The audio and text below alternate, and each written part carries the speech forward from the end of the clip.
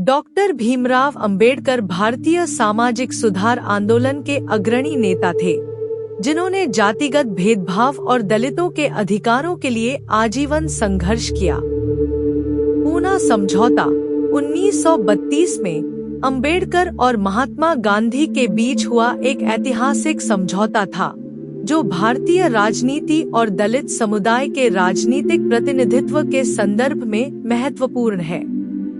इस समझौते ने भारतीय समाज में दलितों के लिए आरक्षण और राजनीतिक प्रतिनिधित्व सुनिश्चित करने की दिशा में एक महत्वपूर्ण कदम उठाया, लेकिन इसके साथ ही यह अंबेडकर की दृष्टि और संघर्ष में एक महत्वपूर्ण मोड़ भी साबित हुआ। यह समझौता एक ओर दलितों के राजनीतिक अधिकारों के लिए संघर्ष का प्रतीक है, तो दूसरी ओर यह सामाजिक और राजनीतिक संतुलन बनाने के लिए अंबेडकर द्वारा किया गया एक सामरिक समझौता भी है। पूना समझौते की पृष्ठभूमि को समझने के लिए 1930 के दशक की भारतीय राजनीतिक परिस्थितियों पर ध्यान देना आवश्यक है। ब्रिटिश सरकार ने गोलमेज सम्मेलनों के तहत भारतीय नेताओं के साथ संविधान निर्माण के संदर्भ में चर्चाएं शुरू की थी। 1930 से 1932 के गोलमेज सम्मेलनों में डॉक्टर अंबेडकर ने दलित समुदाय के लिए अलग निर्वाचक मंडल सेपरेट इलेक्टोरेट की मांग की थी, जिससे दलितों को अपने प्रतिनिधि चुनने का अधिकार मिले।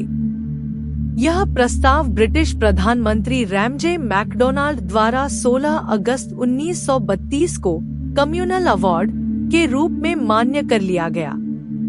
महात्मा गांधी ने इस प्रस्ताव का विरोध किया क्योंकि उनका मानना था कि अलग निर्वाचक मंडल हिंदू समाज को विभाजित करेगा।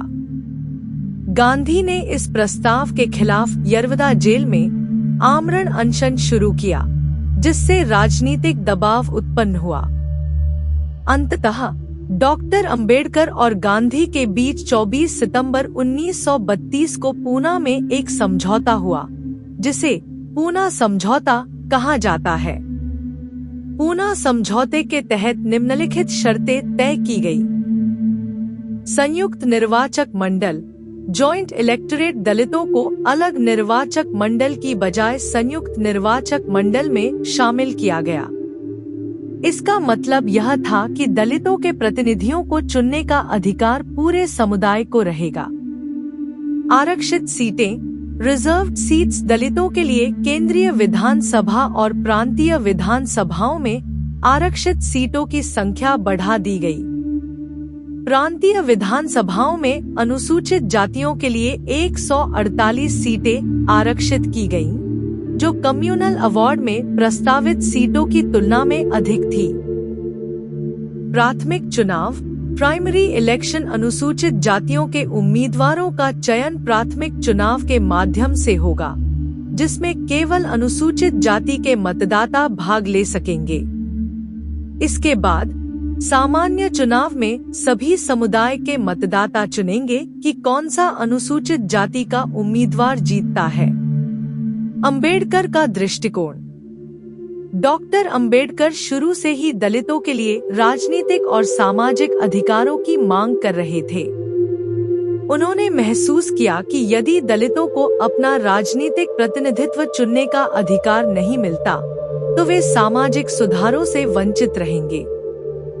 कम्युनल अवार्ड के तहत अलग निर्वाचक मंडल दलितों को राजनीतिक रूप से स्वतंत्रता देने का साधन था। हालांकि पूना समझौता अंबेडकर के लिए एक सामरिक समझौता था। अंबेडकर ने गांधी के अनशन को समाप्त करने के लिए दलित समुदाय के हितों को संरक्षित करते हुए यह समझौता किया। उन्होंने समझौते में संयुक्त निर्वाचक मंडल के बदले अधिक सीटों और प्राथमिक चुनाव की व्यवस्था को एक महत्वपूर्ण उपलब्धि के रूप में देखा। अंबेडकर ने बाद में कहा कि उन्होंने यह समझौता दलितों को तत्कालीन परिस्थितियों में सर्वश्रेष्ठ संभव प्रतिनिधित्व दिलाने के लिए किया था, लेकिन वे अलग निर्वाचक मंडल के विचार को त्यागने के पक्ष में नहीं थे। पूना समझौते के परिणाम। पूना समझौता भारतीय राजनीतिक और सामाजिक इतिहास में एक महत्वपूर्ण मोड़ साबित हुआ। इस समझौते के कई दीर्घकालिक प्रभाव हुए। राजनीतिक प्रतिनिधित्व। यह समझौता दलित समुदाय के लिए राजनीतिक प्रतिनिधित्व की दिशा में पहला महत्वपूर्ण कदम था। इसके माध्यम से दलितों को विधायी संस्थानों में आरक्षित सीटें मिलीं, जो भारतीय संविधान में अनुसूचित जातियों के लिए आरक्षण की नींव बनी। दलित चेतना का उदय। पूना समझौते ने दलित समुदाय को राजनीतिक जागरूकता और संगठित होने का अवसर प्रदान किया।